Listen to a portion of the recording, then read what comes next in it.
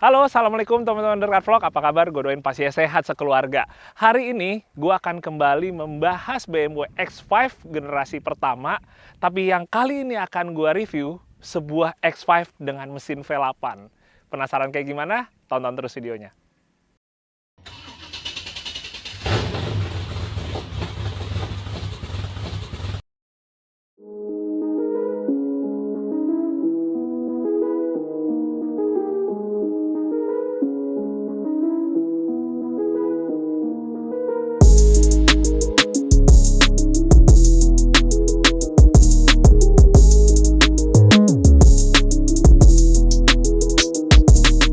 Jadi kalau teman-teman udah sempet nonton, waktu itu gue sempet review ada dua buah X5 yang kurang lebih spesifikasinya itu hampir sama.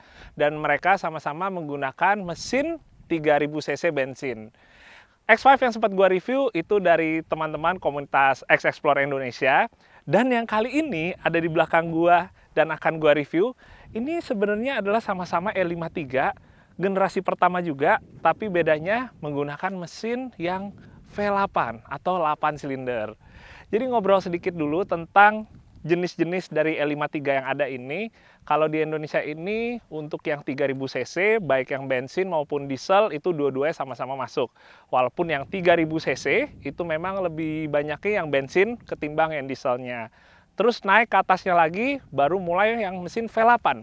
Dan V8 yang cc paling kecil di E53 itu seperti yang ada di belakang gua, 4400. Di atasnya ada 4.600 dan di atasnya lagi itu yang lebih jarang lagi ada yang 4.800. Jadi E53 yang ada di sebelah gua ini miliknya Om Said dari komunitas X-Explore Indonesia.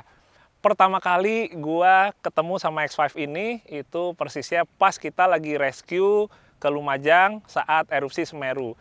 Jadi saat itu gue berkesempatan untuk nyobain langsung si X5 V8-nya ini. Dan sebenarnya jujur agak sedikit di atas ekspektasi gue untuk mesinnya itu sendiri. Walaupun sebenarnya di mobil ini pada bagian mesinnya itu nggak terlalu banyak yang diubah ya, tapi modifikasinya lebih banyak justru ke bagian-bagian lain. Dan setelah itu, kedua yang bikin gue menarik yaitu dia, modifikasi yang nempel di sini. Menurut gue pas, nggak terlalu rumit, nggak terlalu yang keramaian, tapi satu sisi juga nggak terlalu yang simpel juga. Jadi tetap punya aksen, tetap punya karakter sendiri di antara teman-temannya yang lain. Mungkin kita bahas dulu dari depan ya. Jadi pertama, kalau kita ngebahas bagian depan, yang gue suka sebenarnya muka atau karakter dari X5 E53-nya itu masih kerasa. Jadi kalau kita udah ngubah bempernya yang full besi, menurut gue agak sedikit ngurangin ciri khasnya, karena bemper aslinya pastinya karena udah dilepas, itu bakal semakin sedikit kelihatan sebuah E53-nya. Tapi kalau di Om Said ini, bemper aslinya tetap dipakein teman-teman, tapi di bagian bawahnya, yang ada warna kulit jeruknya, itu udah dipapas. Dan karena dia udah dipotong, otomatis untuk clearance-nya juga makin bagus. Tapi nggak sampai di situ aja, setelah dia dipapas bagian yang kulit jeruknya, habis itu ditambahin ada pipa besinya. Jadi ini sekaligus juga untuk pelindung. Tapi yang gue suka sebenarnya karena lekukan yang ngikutin sama si garisan bempernya, jadi kayak kelihatan optional ya si bemper besinya ini. Padahal ini custom.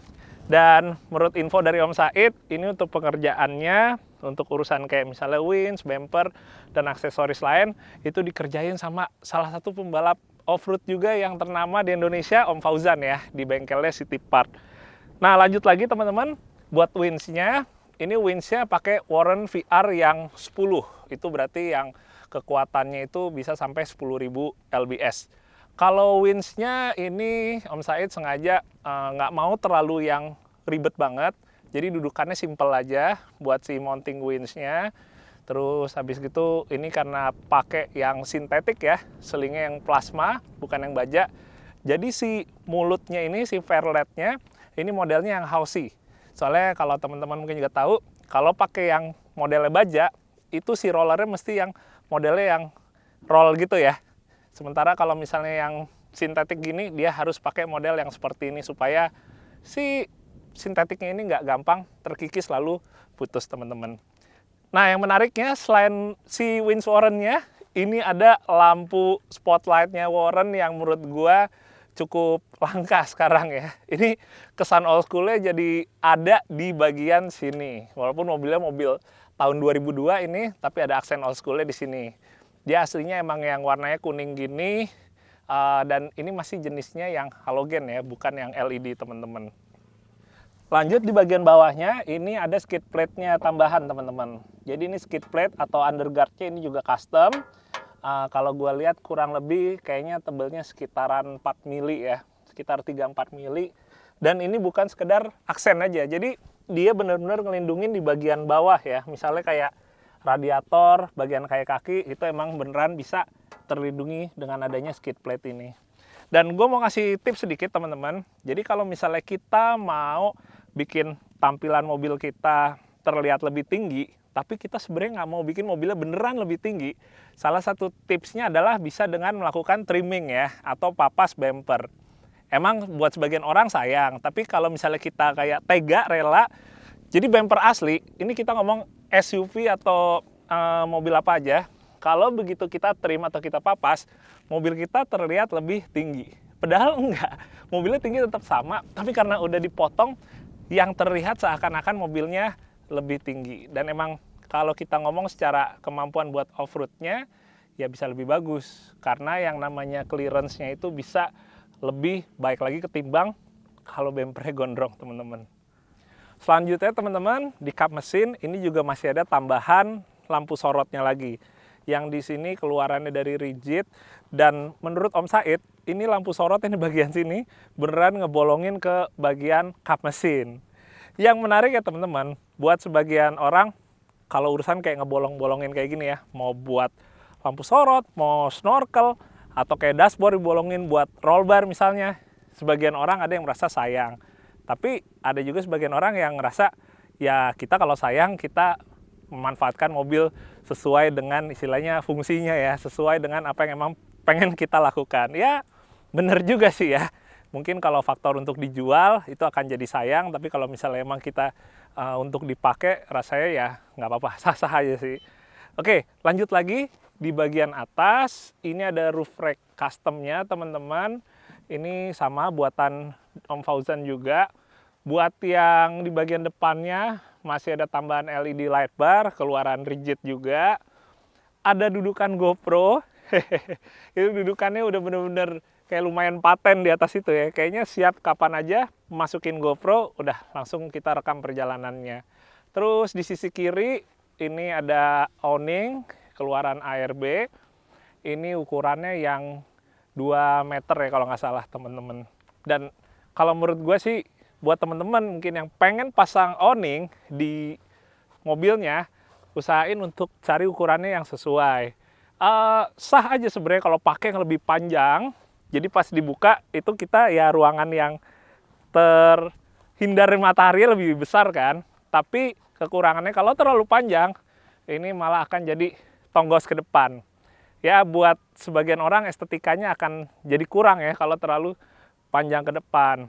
Apalagi kalau misalnya pas lagi kayak off-road, pas udah lewat daerah-daerah yang banyak kayak rintangan-rintangan, kayak ranting-ranting ya, rintangan yang maksud ya, itu pada semuanya ketahan semua di bagian sini karena dia maju. Akhirnya jadi kayak ngunci gitu teman-teman. Selain itu teman-teman, di sini juga disimpan ada sepasang sand track ya, atau sand ladder atau traction pad yang gunanya untuk kalau pas nyangkut kita selipin di roda dan dia insya Allah bisa ngebantu buat mobilnya lolos.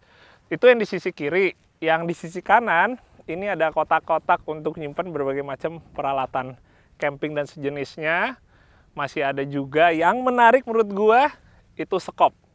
Jadi ada skop di bagian kanan sini, dan yang gue suka ini benar-benar di secure banget buat ngikatnya ya. Jadi dikunci bahkan. Ya hitung-hitung supaya nggak tiba-tiba ada orang iseng kalau lagi ke mall terus ngambil, jadi dikunci di bagian untuk si mountingnya. Ini menarik sih, ada aksen yang menurut gua oke banget untuk kita bikin mobil overland, tapi sebenarnya masih jarang ya yang aplikasi, yaitu pemasangan skop. Asik, menarik banget, dan warnanya hitam jadi nggak terlalu kelihatan kayak kontras sendiri teman-teman. Berikutnya teman-teman, ini juga bagian yang menurut gua sangat menarik. Jadi kalau kita ngomongin pertama buat bannya sebenarnya juga nggak sedikit yang mengaplikasikan di teman-teman X5, yaitu pakai BFG yang all terrain atau AT. Ukurannya juga nggak terlalu jauh dari standarnya X5, yaitu 265, 70, sementara velgnya ring 17. Nah, kita ngomongin velg teman-teman. Jadi ini velgnya sebenarnya menarik karena kalengnya ya. Kita ngelihat sebuah X5 BMW yang mana kebanyakan ya velgnya bukan pakai kaleng ya. Sementara Om Said pasang velg kaleng dan velgnya ini adalah keluaran untuk Hilux yang double cabin.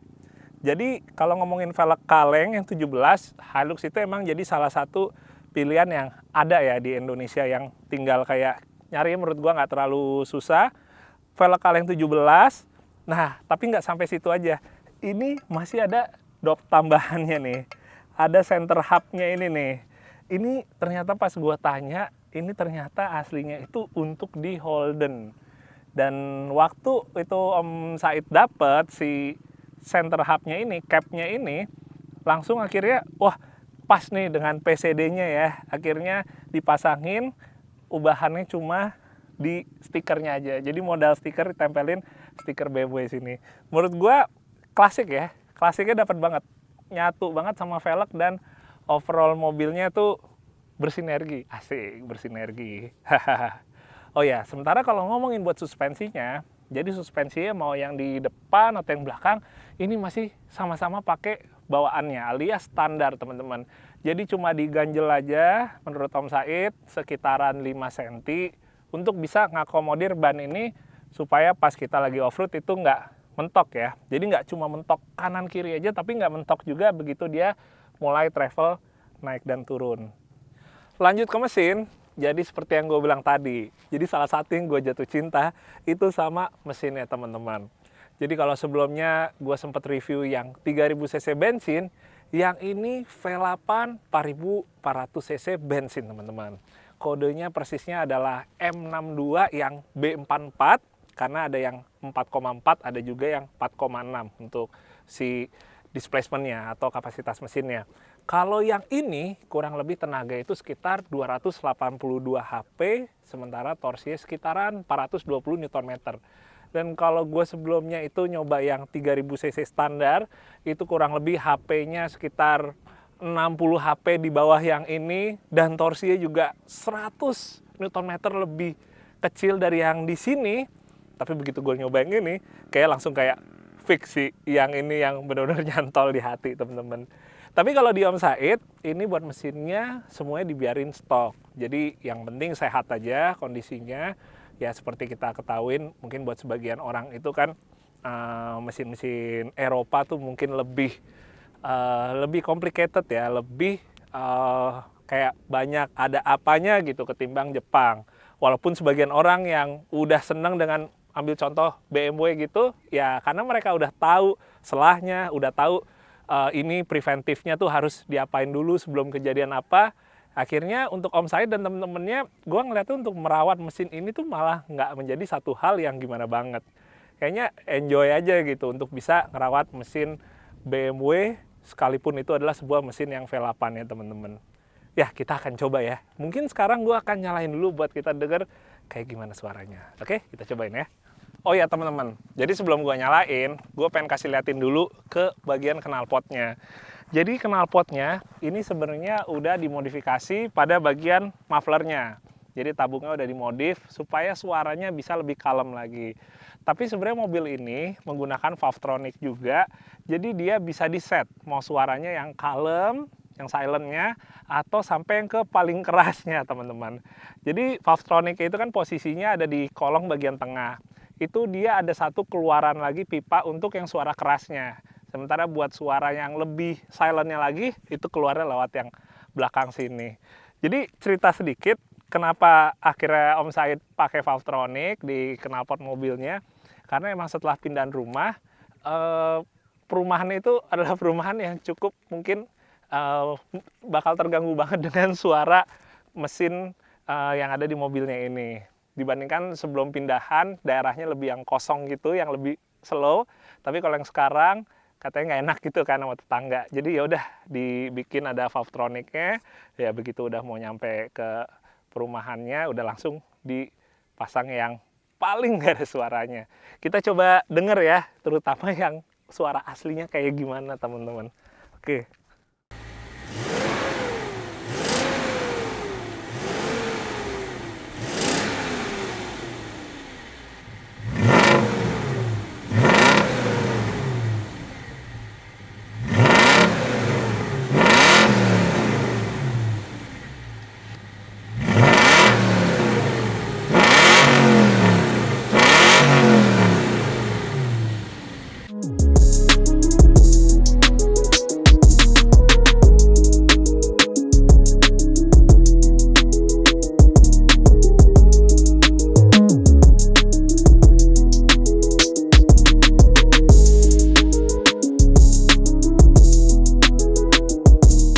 Oke teman-teman, saatnya kita buat nyobain.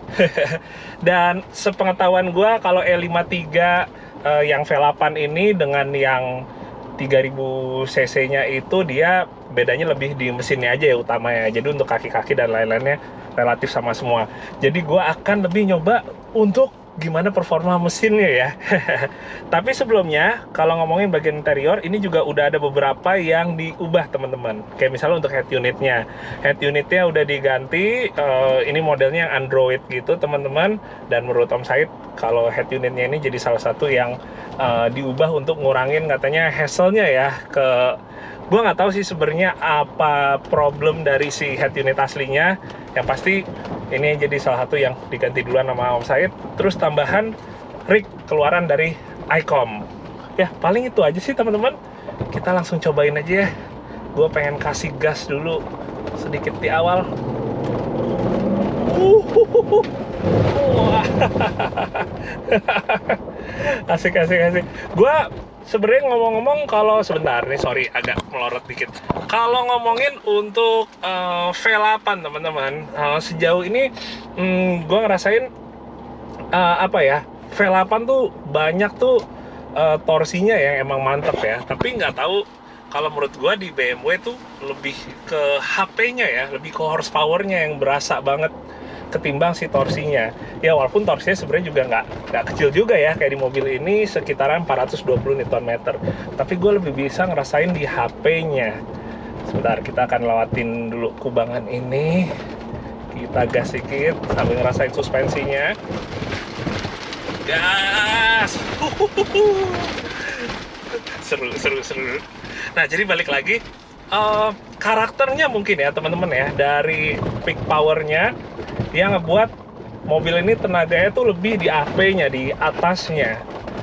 Dan ini menurut gue jadi salah satu hal yang tricky kalau kita off-road teman-teman.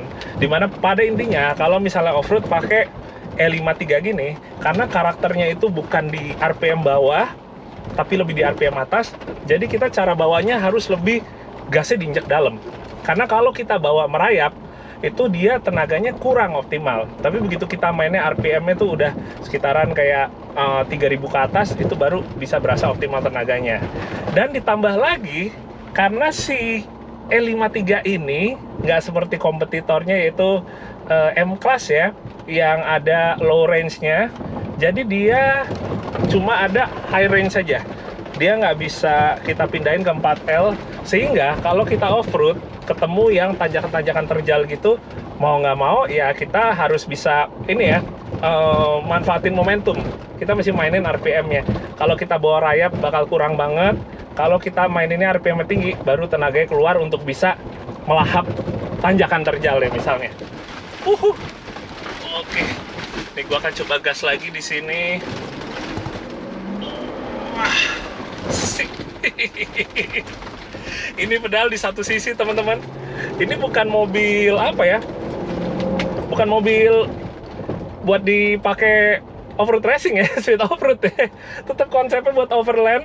Tapi itu dia karena mesinnya V8, jadi gue bisa ngerasain kayak overland racing konsepnya. Dan sekarang teman-teman, tadi kan kita udah nyobain dengan kondisi knalpotnya silent ya.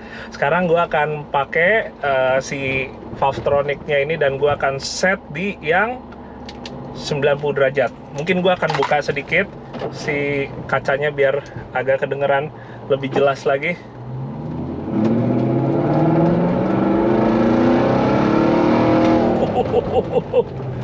Wah, ini masih nanti teman-teman dengerin suaranya.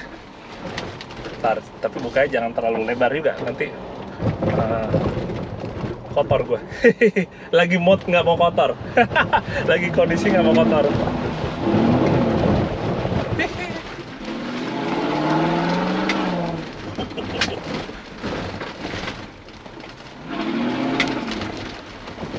Oke.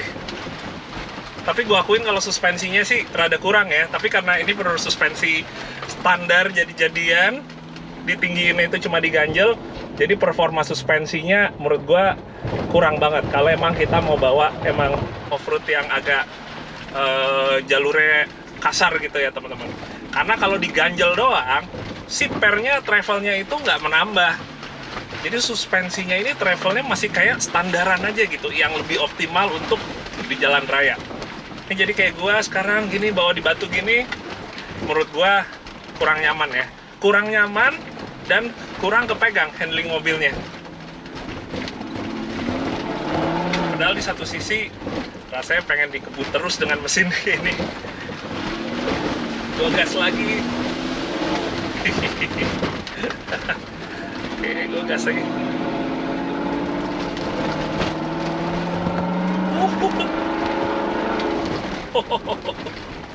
Sedap.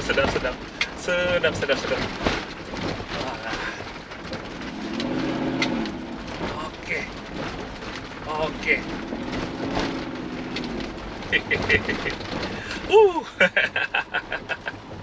Ya, overall ya teman-teman ya, yang gua rasain emang ini juga jadi salah satu pertanyaan teman-teman juga yang pada mungkin tertarik dengan L53 ini ya, atau BMW X5 yang generasi pertama. Jadi secara overall menurut gua sebenarnya mau kita ambil mesin yang 6 silindernya atau yang 8 silindernya, sebenarnya kalau untuk penggunaannya off-roadnya lebih ke arah yang sekedar overland, berarti off-roadnya ringan, kita nggak ketemu yang namanya lumpur yang dalam, nyebrang sungai, naik turunan yang terjal, itu sebenarnya udah lebih dari cukup. Tapi kalau misalnya untuk yang off-road berat, emang sebenarnya kurangnya karena dia nggak ada 4L-nya, nggak ada low gear-nya. Itu aja sih sebenarnya. Bukan karena mesinnya, bukan karena kaki-kakinya. Jadi balik lagi karena nggak ada 4L-nya, ya menurut gua kalau misalnya penggunaannya lebih buat ke yang ringan, itu menurut gua rekomendasi banget.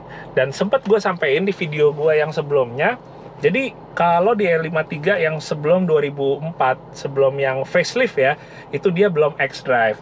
Kalau udah X-Drive, all-wheel drive-nya emang udah lebih pintar. Tapi kalau yang belum X-Drive, keuntungannya adalah karena dia belum sepintar X-Drive, jadi kalau kita pakai untuk lebih overland gitu, off-road gitu, dia lebih maintenance-nya lebih enak karena nggak terlalu banyak elektroniknya ya. Jadi dirasa lebih sopan lah untuk kita pakai dimana yang namanya electrical sensor apanya itu lebih minim.